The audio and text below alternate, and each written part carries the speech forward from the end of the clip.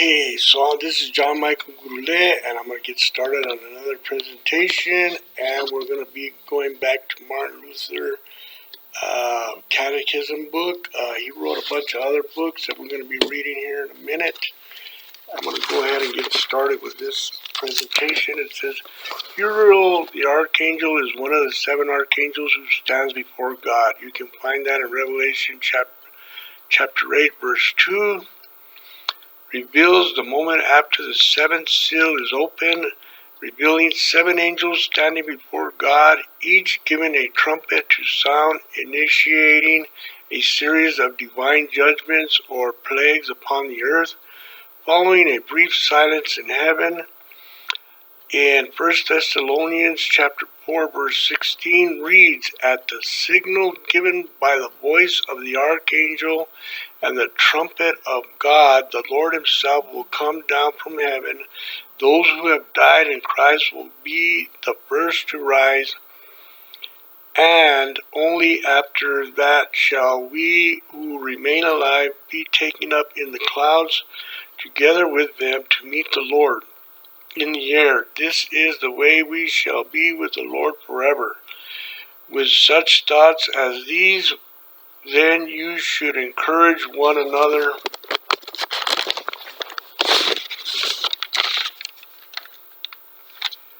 in Jude 1:9, not even the archangel Michael, when he was engaged in an argument with the devil about the corpse of Moses, dared to denounce him in the language of abuse. All he said was, May the Lord rebuke you. 1 Thessalonians chapter 4, verse 16, archangels with trumpets. Revelation chapter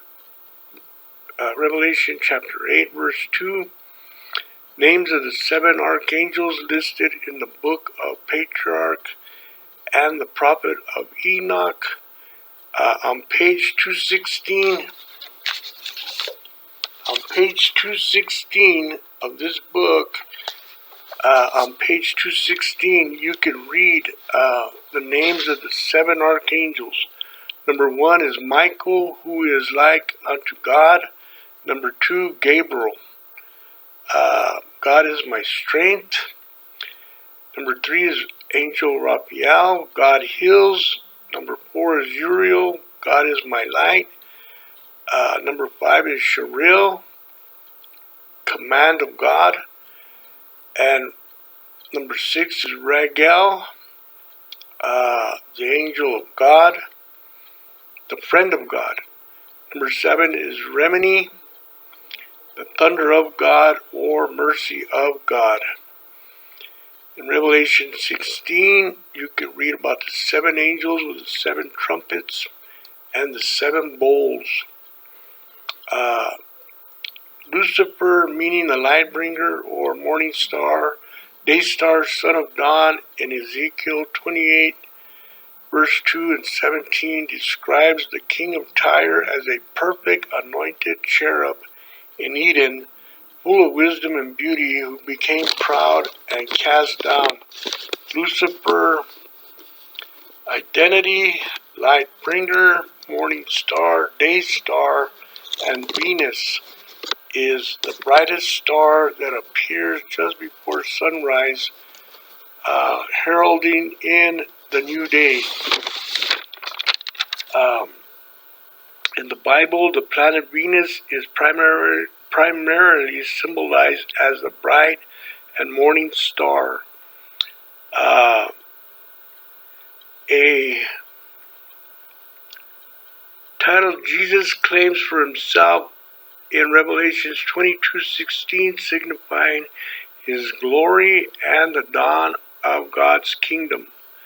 The Canaanites also associated with the morning and evening star Venus with goddesses like Astarte, Asheroth, which the Israelites were warned against worshiping. Lucifer, Satan, is also an enemy of God in Revelation chapter 12, verse 7 and 9, And now war broke out in heaven when Michael with his angels attacked the dragon, and the dragon fought back with his angels, but they were defeated and driven out of heaven. The great dragon, the criminal serpent known as the devil or Satan, who led the world astray, was hurled down to the earth, and his angels were hurled down with him. Now, getting back to Martin Luther, the German monk's story. Martin Luther was a Catholic St. Augustine monk. St. Augustine was a Catholic bishop.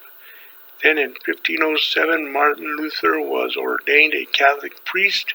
St. Augustine of Hippo was instrumental in affirming 73-book canon in the early church councils, Council of Hippo. In 393 AD, the Council of Carthage. In 397 AD, you could probably even find something in the Council of Florence. Also mentions the 73-book Catholic Bible. St. Augustine participated in this council also. These councils with St. Augustine leadership established a biblical canon that included the Deuterocanonical books, later confirmed by the Council of Trent in 1546. In 382 AD, Council of Rome, Pope Damasus I,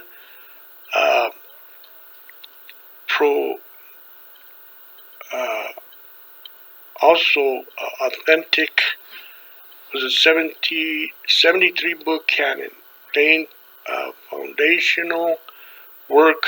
St. Jerome worked on this project of the Vulgate Bible in 382 AD with permission of the Pope Damasus I. This project, spanning decades until around 405 AD by Pope Clement, Vulgate is the official edition of the Latin Vulgate, English and Latin, published in 1592. Clement VIII, Pope Clement VIII.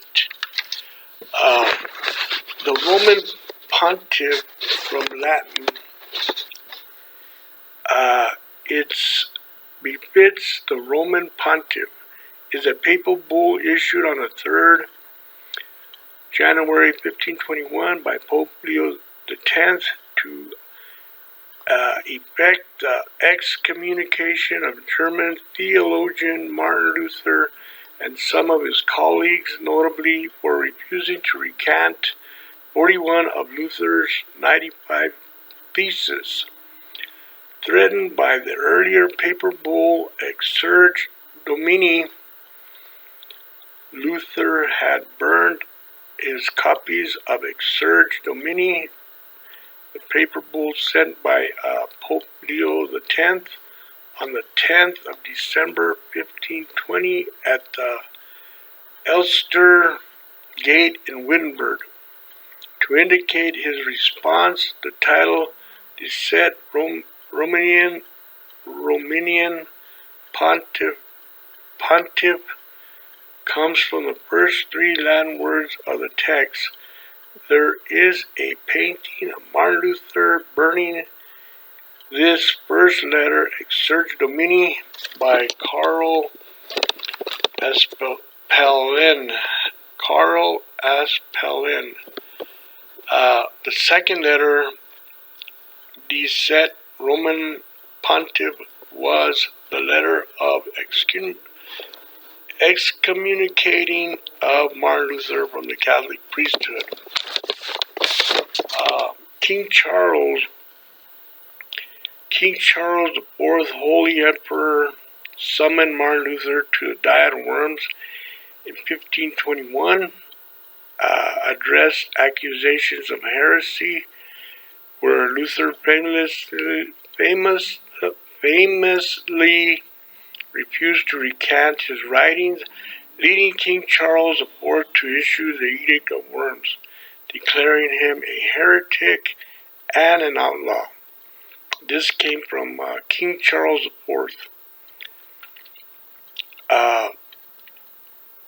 At the Edict of Worms, the Diet of Worms by Pope Leo X, and the Edict of Worms by King Charles IV, declaring him a heretic and an outlaw. This pivotal event was an attempt to stop the spread of Protestant Reformation, but Luther's defiance cemented his stance against the papal authority. Martin Luther's writings were banned through enforcement, proved to be difficult. Being a heretic and an outlaw was a death sentence. Protection of Luther was Frederick the Wise, famously provided safe haven for Martin Luther at Wartburg Castle in Germany.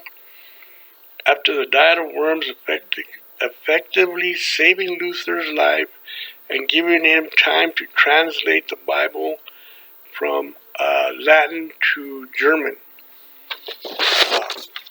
Who was Frederick the Wise? Elector of Saxony. He was an elector of Saxony, died at this hunting lodge in Lochau on May 5th, 1525, at the age of 62 from illness. Though he remained a Catholic, he received communion in both kinds, bread and wine, on his deathbed, signaling a leaning towards the Protestant Reformation, and his protection of Martin Luther was a crucial in allowing the Reformation to take root, assuring his legacy as a pivotal, if complex, figure. He was succeeded by his brother John the Steadfast. John took over as elector, continuing to support the Protestant Reformation. Frederick the Wise and his brother John Steadfast both protected Martin Luther's writing due to the belief in justice and fair trial. So I am going to take a look at the books that Martin Luther has written. So here's to a fair trial and justice for all. From Wartburg Castle to Wittenberg, Germany. So here's some of the books Martin Luther wrote. Books that Martin Luther wrote. Number 1, the 95 Theses in 1517. Number 2, the Jews and their Lies in 1543. Number 3, Luther's Small Catechism in 1529. Number 4, Luther's Large Catechism in 1529. Number 5, Commentary on Galatians in 1535. Number 6, A Simple Way to Pray in 1535. Number 7, Concerning Christianity in the 1520.